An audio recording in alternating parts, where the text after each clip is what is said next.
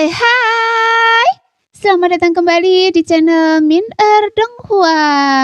Di video kali ini kita akan melanjutkan cerita Donghua Beta Truck Devon. Ayo nggak pakai lama-lama lagi, kita langsung aja ke ceritanya. Cekidot. Pada saat ini di dalam domain abadi, Chu Qiangye berubah menjadi yaksa raksasa. Kemudian dia tiba-tiba membuka mulutnya yang gelap dan memperlihatkan dua taring yang tajam. Bahkan rambut merahnya yang berantakan terbakar seperti api yang berkobar. Sepertinya dia ingin melahap Xiaoyan dalam satu tegukan.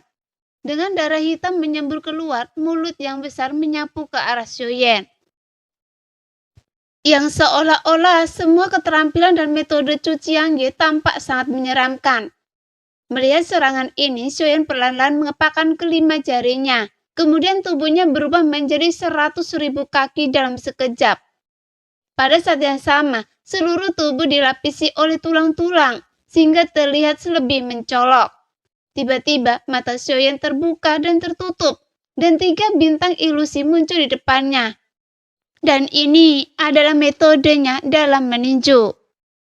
Segera Xiaoyan mengayunkan tinjunya, tepat ketika tinjunya menyentuh bintang pertama, kekuatannya tiba-tiba meningkat, diikuti oleh yang bintang kedua. Kekuatannya masih terus meningkat. Ketika tinjunya menyentuh bintang ketiga, baru saat itulah tinjunya menyapu keluar dengan ukuran sebesar bintang, sehingga tinju Xiaoyan langsung melampaui yaksa raksasa tanpa senjata yang diubah oleh Chu Qiangye. Saat tinju Xiaoyan yang mampu menutupi langit dan matahari itu menyapu dan liar dan bertabrakan dengan yaksa raksasa, kekuatan keduanya begitu dahsyat, sehingga kilat penghancur yang tak terhitung jumlahnya menyambar di sekitar pada saat tabrakan. Meskipun pukulan Xiaoyan tampak polos dan sederhana, namun sepertinya dia memiliki kekuatan untuk menghancurkan segalanya di dunia. Bagaimanapun, semua kekuatannya berasal dari tubuh Yuan Shen yang dipinjamkannya dari leluhur kuno. Tuar! Di bawah suara teredam yang bergema, meskipun kekuatan tabrakan antara keduanya terjadi dalam sekejap, tapi seluruh kekosongan diratakan oleh kekuatan yang tak terlihat, dan ketika dihancurkan hingga batasnya, tiba-tiba terlepas dan meledak. Namun tidak peduli seberapa keras dampak ledakan itu menghantam Xiaoyan. Sosok Xiaoyan masih tidak bergerak dan tinjunya meledak dengan kekuatan yang penuh dengan kehancuran yang ekstrim. Pada saat ini, bahkan Xiaoyan sendiri merasa luar biasa dan 2 bintang di matanya bersinar dengan liar. Hanya saja kekuatan Xiaoyan saat ini pasti berasal dari jiwa leluhur kuno Yuan Shen yang terlihat dalam kegelapan. Apakah ini kekuatan mata saya yang lain? Gumam Xiaoyan dengan ekspresi terkejut sekaligus senang. Namun Xiaoyan juga tahu, setelah memanggil leluhur kuno, dia memperoleh kekuatannya hanya untuk sementara. Meskipun begitu, kekuatan bertarungnya saat ini membuatnya merasa seperti ikan di dalam air. Meskipun kekuatan bertarung Chu Qiangye juga sangat kuat, tapi dia tidak lagi memiliki momentum untuk menghancurkannya. Pada saat ini, suara retakan di kampaan dengan cepat menyebar di antara guntur yang tak terhitung jumlahnya. Dan yaksa raksasa tanpa senjata milik Chu Qiangye sebenarnya tidak sebanding dengan tinju Xiaoyan. Tuar! Tiba-tiba terdengar suara ledakan yang memekakkan telinga. Tapi Xiaoyan tidak tahu berapa lama kekuatan leluhur kuno ini bisa bertahan. Bagaimanapun dia juga tahu bahwa kekuatan ini bukan miliknya. Jadi dia harus merebut kekuatan itu dan bertarung dengan cepat. Meskipun mungkin Xiaoyan tidak bisa membunuh keempat orang ini, tetapi Xiaoyan harus membunuh Chu Qiangye. Karena dari nada bicaranya dan apa yang dia katakan, bahwa dia adalah murid yang mulia. Dan mengetahui bahwa Xiaoyan adalah reinkarnasi ke-9 dari yang mulia. Yang menunjukkan bahwa kejatuhan reinkarnasi yang mulia sebelumnya terkait dengannya. Tapi karena dia adalah murid yang mulia, mengapa dia berbalik melawannya? Pada saat ini, Xiaoyan ingin mencari tahu masalah ini dan mencari tahu siapa Chu Qiangye. Setelah tabrakan sengit itu berlangsung lama dan meledak, sosok Chu Jiangye melesat mundur ke belakang. Namun sosok yaksa raksasa Chu Jiangye juga segera menghilang dan kembali ke penampilan aslinya. Dia memuntahkan beberapa suap darah dan tampak terluka parah. Namun niat membunuh di matanya belum hilang. Setelah dengan paksa menstabilkan tubuhnya, Chu Jiangye tiba-tiba menunjukkan senyum dingin. Bagaimana mungkin saya kalah? Anda hanya sampai yang berada di tingkat ketiga. Bagaimana mungkin saya bisa kalah? Senyum Chu Jiangye berangsur-angsur menjadi ganas. Mendengar itu, Xiao Yan sedikit mengernyit, tapi dia juga tahu betapa sulitnya membunuh orang kuat tingkat kelima dari pikiran kaisar. Meskipun dia bisa mengalahkan Chu Jiangye, tetapi tidak semudah itu untuk memusnahkannya. Lagi pula, Xiao Yan tidak tahu banyak tentang pikiran kaisar, jadi dia tidak tahu kekuatan tersembunyi seperti apa yang dimilikinya, dan dia tidak tahu di mana gerbang hidupnya. Bagaimana dia bisa terbunuh? Tiba-tiba, Chu Jiangye mencengkeram dadanya. Pada saat ini dia memancarkan aura yang mendominasi. Di bawah hati kaisar itu seperti kematian, yang membuat wajah Chu Jiangye menjadi pucat. Setelah mengguncang tubuhnya, dia mengangkat tangannya dan menunjuk ke Xiao Yan, berteriak dengan suara merah. Mati! Tepat setelah suaranya jatuh, sebuah retakan ruang muncul di atas kepala Xiao Yan. Dan dari retakan itu, sebuah lengan kuno seperti pohon mati muncul dengan garis-garis merah. Kemudian meledak dengan cahaya kemasan yang besar dan langsung mencengkeram Xiao Yan dengan kuat. Meskipun Xiao Yan tidak tahu dari mana datangnya lengan raksasa ini, tetapi Xiao Yan tiba-tiba merasa takut saat lengan ini menekan cengkeramannya.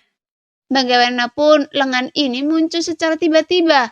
Namun Xiao Yan juga bisa merasakan samar-samar aura yang sangat kuat dari lengan tersebut. Saya akan membantu Anda membunuh orang ini, tetapi Anda harus menjadi budak saya selama 100.000 tahun lagi.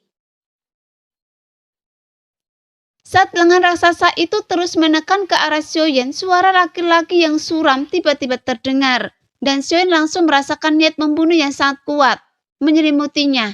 Bahkan niat membunuh ini sangat kuat, sehingga Xiao Yan merasa seperti seekor semut.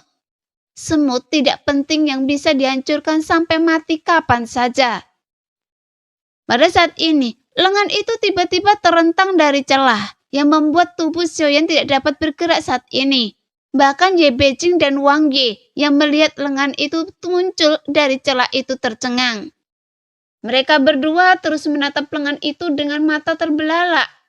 Jika dilihat dari ekspresi mereka, mereka juga merasa ngeri, seolah-olah mereka tahu siapa pemilik lengan itu.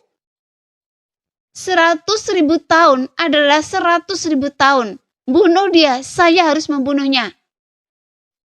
Pada saat ini, Chu Jiangye tampaknya memiliki keinginan kuat untuk membunuh Xiao Yan, seolah-olah dia ingin membunuh Xiao Yan dengan segala cara. Melihat keinginan kuat Chu Jiangye untuk membunuhnya, Xiao Yan menjadi bingung. Kemudian dia meraung dan marah. Meskipun saya tidak tahu dendam apa yang Anda miliki, jika saya tidak mati hari ini, saya pasti akan membuat Anda membayar 10 kali lipat harganya. Dan ini adalah sebab dan akibat yang telah Anda ambil. Sambil meraung, tubuh Xiao Yan gemetar di sekujur tubuhnya. Dan tubuhnya yang besar setinggi 100.000 kaki runtuh seperti menara tinggi, memperlihatkan tulang-tulangnya yang putih. Pada saat yang sama, dagingnya meledak menjadi kabut berdarah. Tampaknya dia tidak dapat menahan kekuatan besar yang menyelimuti-nya. Karena tubuhnya yang kuat tidak dapat menahannya dan runtuh inci demi inci dalam sekejap. Namun Xiao Yan tampaknya sudah terbiasa dengan rasa sakit seperti ini, sehingga dia bahkan tidak meraung kesakitan. Jadi yang terdengar hanya suara daging yang meledak. Kemudian suasananya menjadi sangat sunyi. Pada saat ini, dada Chu Jiangye naik turun dengan kuat. Saat melihat Xiao Yan yang vitalitasnya dengan cepat memudar, dia merasa bahwa semua yang telah dilakukan sudah sepadan. Seekor semut mati. Tepat ketika lengan raksasa menekan Xiao Yan ke bawah lagi, tetapi pada saat ini daging yang diledakkan oleh Xiao Yan menjadi kabut darah, tiba-tiba mengembun. Kemudian sosok raksasa setinggi 1 juta kaki mengembun dalam kilat merah. Anda telah menunggu hari ini untuk membunuh saya. Tidak peduli dari mana Anda berasal. Saya Xiaoyan akan mengingat dendam hari ini. Tetapi tidak semudah itu untuk membunuh saya. Karena yang disebut semut bisa dibunuh hanya dengan sekali cubitan. Tetapi sampai sekarang saya belum mati. Sambil meraung dan keras, tulang-tulang luar tiba-tiba menyelimuti tubuh Xiaoyan lagi. Kemudian dia mengangkat tangannya. Tiba-tiba tombak penghancur bintang mengembun di telapak tangannya, dan Xiaoyan segera mengangkat tangannya untuk bertarung dengan lengan itu. Anda hanyalah sisa dari klan Yuanzhen, dan saya menginginkan senjata Anda. Tiba-tiba suara pemilik lengan itu terdengar lagi, dan begitu suara itu jatuh, seluruh lengan Xiaoyan yang memegang tombak penghancur bintang langsung meledak, sehingga tombak penghancur bintang lepas dari kendali Xiaoyan dan terbang ke telapak tangan raksasa hitam yang layu itu. Namun semangat bertarung Xiaoyan menjadi semakin kuat.